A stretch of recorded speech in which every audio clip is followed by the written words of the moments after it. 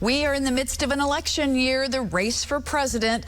Over the years, the campaign trail has led to Tulsa. Jack Frank with TulsaFilms.com has taken a look back at these Tulsa treasures and joins us this morning. Great to see you. Good morning. How are you? I'm doing well. You look well rested. Yes, that is a lot of makeup, maybe. I love this, though, when we start talking about these topics that are going to be coming up. I thought maybe having it this month might be too early because we wanted to do it closer to the election. Right. But the ironic part is September, a majority of these clips came from that month. When we look at these films coming up, a lot of them were September. I guess a lot of presidential candidates started coming to Tulsa in September. Makes sense. Stumping right before November. Yeah. And we used to get a lot of candidates in Tulsa, which we don't anymore because it's a foregone conclusion that no sense in campaigning in Oklahoma. We know how it's going to turn out. It's disappointing because we would like to have some of those candidates come to town, and we have had in the past several. I mean, President Trump was here a couple of years ago. Right. You know, so we still are relative, but it's not quite like it used to be. And they don't have to put as much effort. They have social media. Why go to Oklahoma in person when you can be seen through the social media platforms? All right, we're going to jump into it, and you got your notes because we want to get this all right.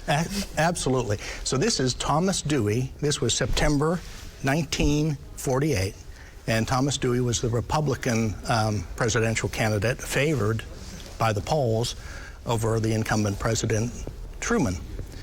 This is Harry Truman a day before the video we just saw, and they're driving down Boston Avenue.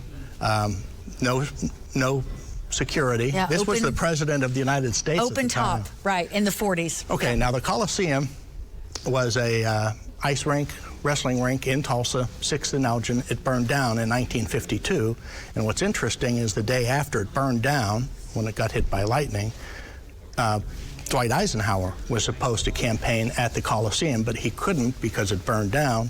So he was forced to campaign at the Tulsa Airport, where you can see it's a makeshift kind of platform. Yeah, and everything was thrown together for Dwight Eisenhower to campaign in Tulsa the day before. Now here's Richard Nixon.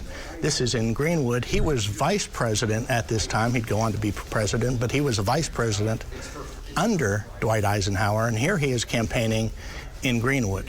He was talking about civil rights and trying to show how interested they were in the civil rights movement. And wasn't that Mrs. Nixon with him? That was Pat Nixon. Yeah, a young It's Pat. kind of choppy video, but hey, it's a historic event, and all the footage we have of a famous person in Greenwood. Robert Kennedy, of course, he never became president, but he came to Oklahoma 4 months before he was assassinated with that man behind him who was Senator Fannin, and they came to inspect Native American Indian schools, which Oklahoma had quite a few boarding schools at that time, and they were both senators, and they came here to do hearings about the Native American schools.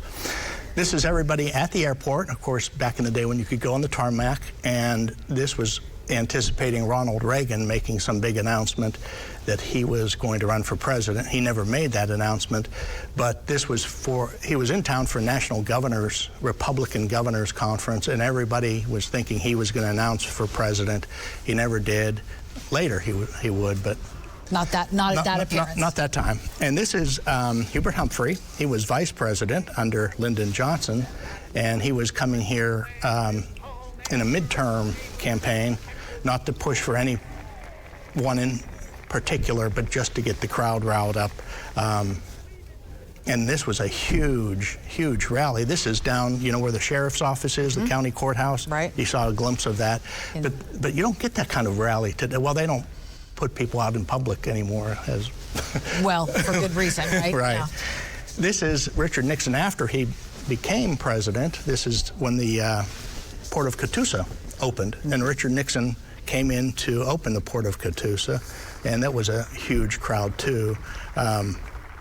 He commented, I think, on the lawmakers who had worked so diligently to get that. Yeah, and that was 1971 that Richard Nixon. And now we know, I mean, the port is such a huge part of the city and of our state, and that work. So it's kind of cool to see all those famous Those spaces. went by so fast, but the Coliseum is important in Tulsa's history. It's where it was the main gathering place, right?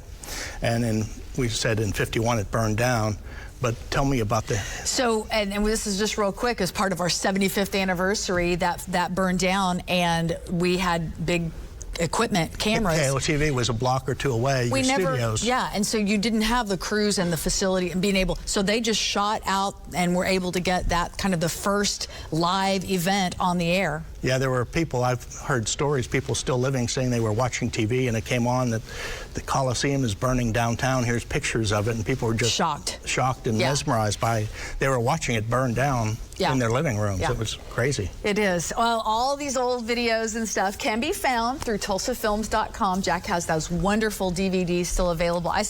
On one of them, I just spent a great deal of time watching it. It's so historic, so nostalgic. I think you would enjoy it, and we love Jack coming on every month. Thanks for having me. All right, Thanks for the plug. See you in October. Can't wait to see what we've got going on. Thanks. All right.